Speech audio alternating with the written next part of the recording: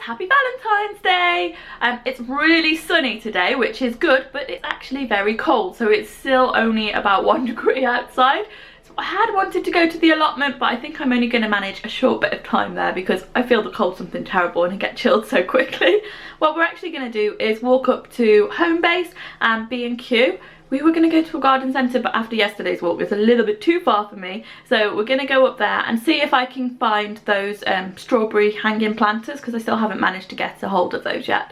But first of all, I'm making some breakfast. This is a new recipe I've got for quinoa pancake. So first of all, you have to cook your quinoa.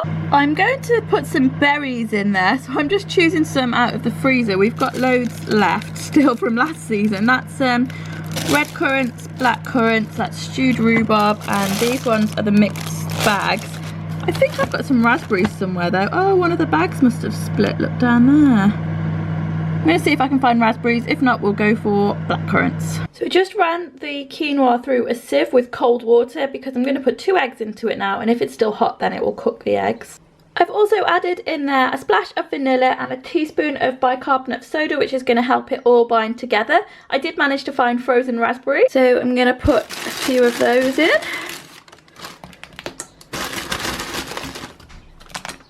And as it's Valentine's Day, I'm going to do some chocolate chips as well. You mix that all together to make a batter, then you fry them in the pan, but you can see the pan needs to be really hot. Mine started to spread out before it solidified. So I had a little bit of trouble getting the pancakes to stay together as one. I do think the pan just wasn't hot enough at the start, because I made these at work on the Argo and not had any trouble with them. They don't look that appealing, but I promise you they taste really good. Okay, let's go into B&Q and find these strawberry bags.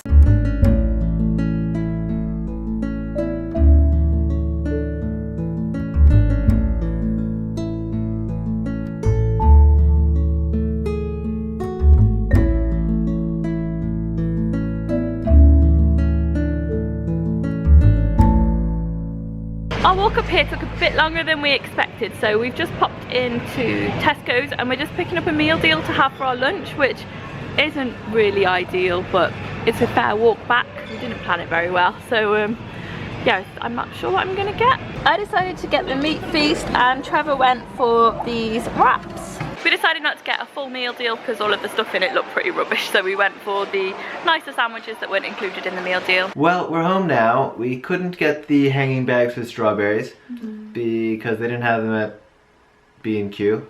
I think Laura's going to have a look online. You found a site where you can get them, didn't you? Yeah, I did find them online. Just annoying because I wanted to get them today to get the strawberries moved, but...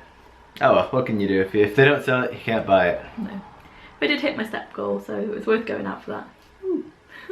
And so we're going to carry on where we left off last week, and we've had some more questions to answer. Not loads more, just 3. Just a few more. We're going to answer those now. The first one is from Nat at Tulips in Terracotta, and she says, is there any food that you absolutely cannot stand, or a type of cooking that you don't like? I like most food. There's not a whole lot of stuff I don't like. I'm not too keen on radishes, I think. Is it radishes I don't like? No, it's beetroot. Beetroot, I don't care for beetroot. Okay. I've tried it a few times, but it doesn't do anything for me. Yeah. I pretty much like everything as well. I really don't like baked beans out of a tin, or tuna in a tin.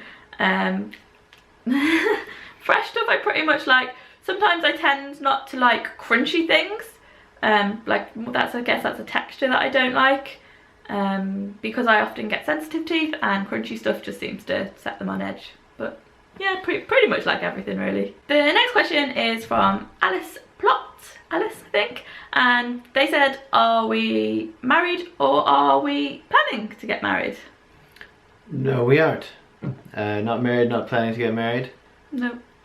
I think this is kind of like a controversial one, but I don't really see the point in marriage. People kind of get freaked out when I say that, but I'm really not fussed about getting married. I think it's almost like a bit tacky or vulgar. Like, I don't know, I don't see the point. Like, I imagine I'll be with Trevor forever. That sounds horrible, doesn't it? I'm a bad person. I just think it's like a personal thing between us, and I don't really need a piece of paper, so yeah, we don't have any plans to get married or anything like that. Nope. And she also asks what we both do for a living. So I think I've mentioned before that I'm a cook.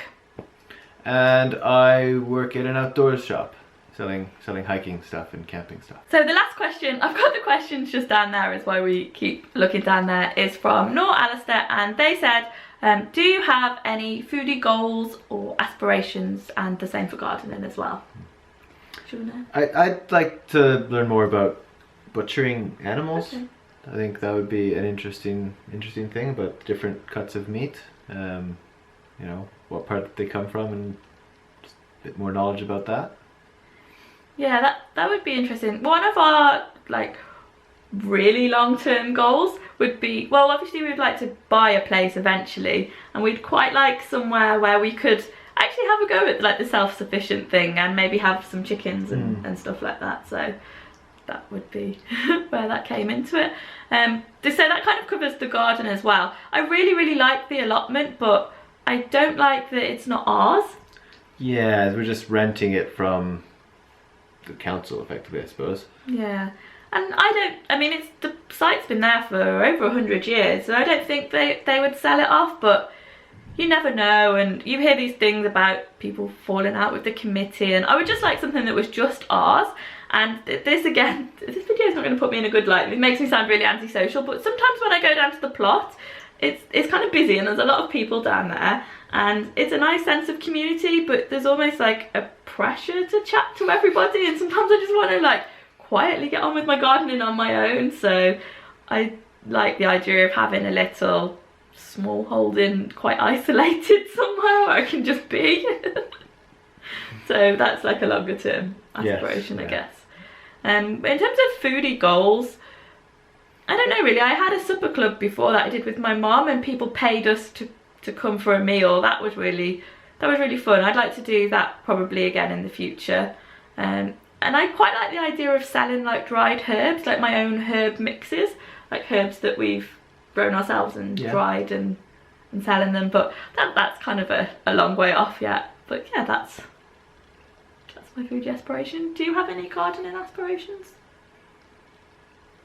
I'd like the crocuses to work, the saffron crocuses. That'd be nice. That would be good. We haven't had any success with those.